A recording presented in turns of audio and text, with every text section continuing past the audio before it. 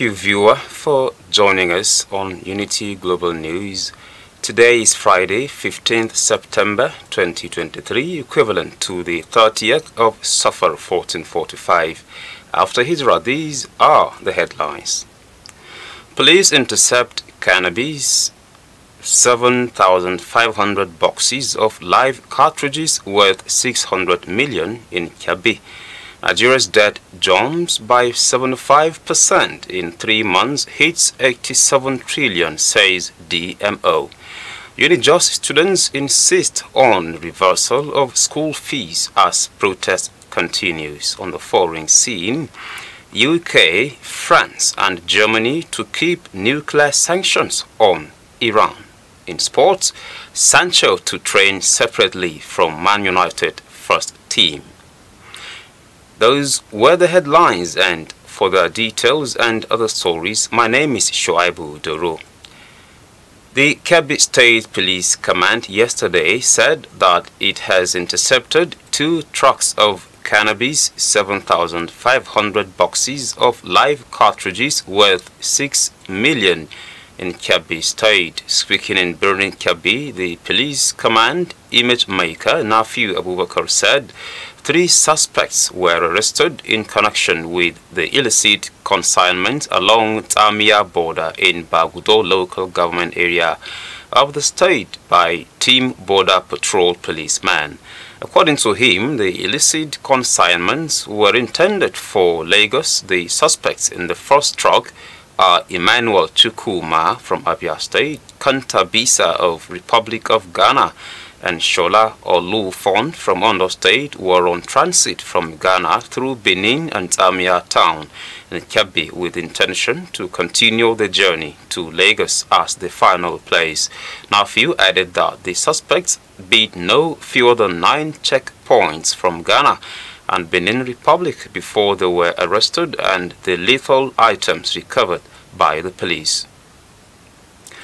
Acting Inspector General of Police Kayode Egbetokun yesterday asked commissioners of police in the 36 states of the Federation and the FCT to immediately commence dismantling of all non-security checkpoints within their areas of responsibilities and arrest violators for prompt prosecution.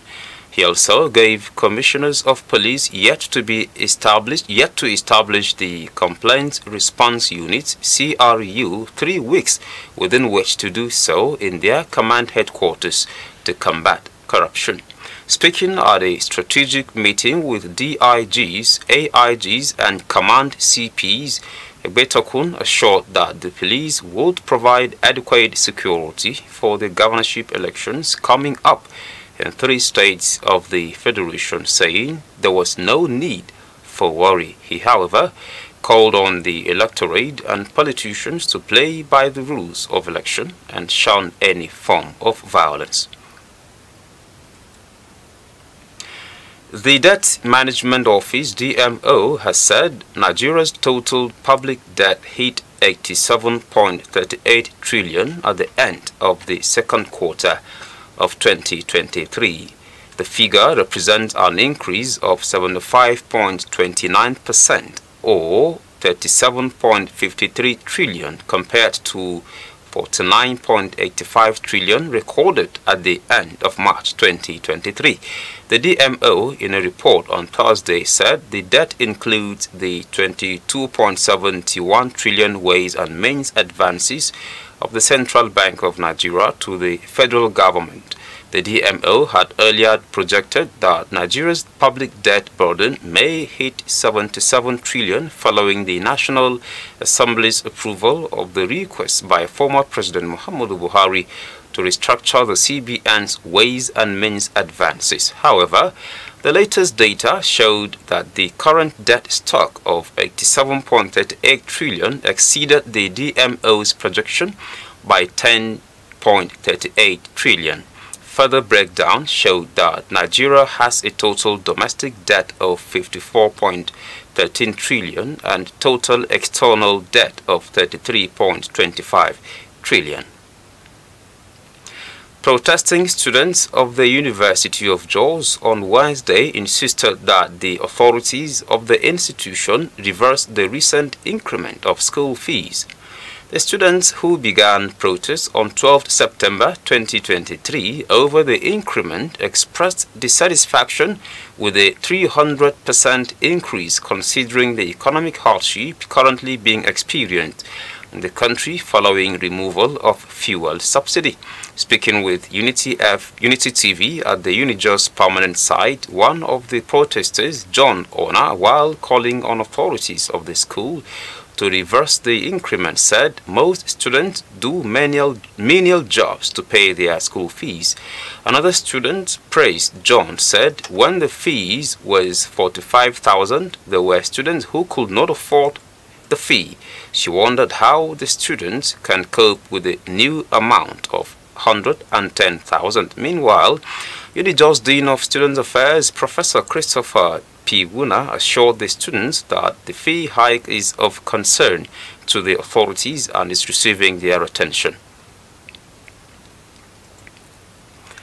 President Bola Ahmed Tinubu has approved the appointment of Honorable Zach Adedeji as the new acting executive chairman of the Federal Inland Revenue Service, FIRS. Presidential spokesperson Ajuri Ngelale announced this in a statement on Thursday. He said the president directed the erstwhile FIRS chairman, Mr. Muhammad Nami, to proceed on 3 months of pre-retirement leave as provisioned by Public Service Rule 120243 with immediate effect, leading to his eventual retirement from service on December 8, 2023. Ngelale added that by these directives of the president, the new appointment took immediate effect. We'll now take you to the foreign scene, where the UK, France and Germany have announced that they will retain sanctions on Iran in an attempt to deter the country from selling drones and missiles to Russia. In 2015, Iran agreed to a nuclear deal, and under the terms, some sanctions are due to be lifted next month. But the European nations believe Iran breached the deal by enriching and storing uranium. Iran says their move is illegal and provocative, when highly enriched uranium can be used to make a nuclear weapon.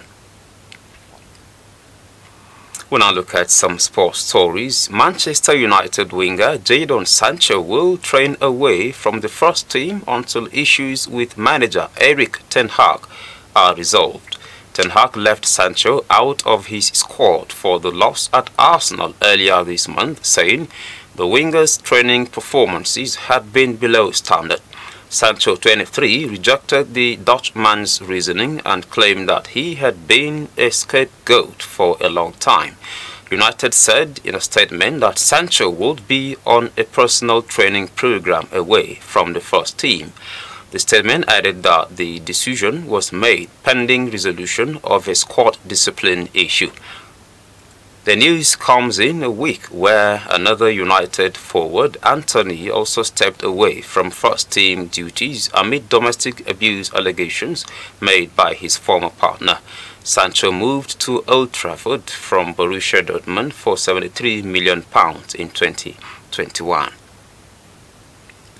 That's the size of our bulletins. On behalf of the entire news crew, my name is Shoaibu Dero. Thank you for watching and do have yourselves a lovely day.